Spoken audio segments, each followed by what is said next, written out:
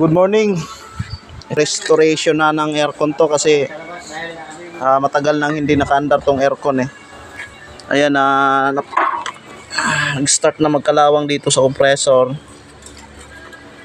Ayan no. Tapos ayan.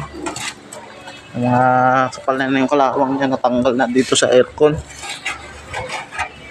Ayan no. Restore natin to. Ayan. Ayan, binaklas natin lahat. Ayan. Linisan natin. Tapos babara natin ng nitrogen. Ayan. Ayan yung gagamitin natin ito, nitro. Para pag mayroong leak yung aircon, makikita natin kahit maliit yung leak. Ayan.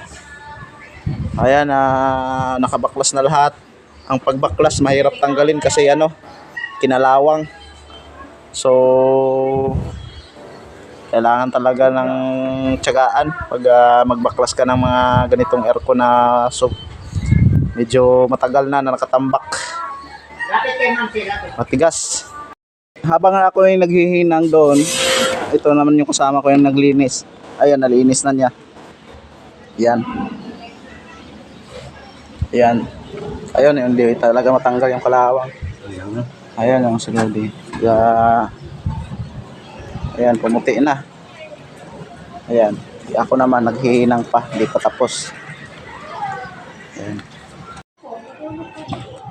Ayan, na-assemble na namin. Ayan, patapos na to.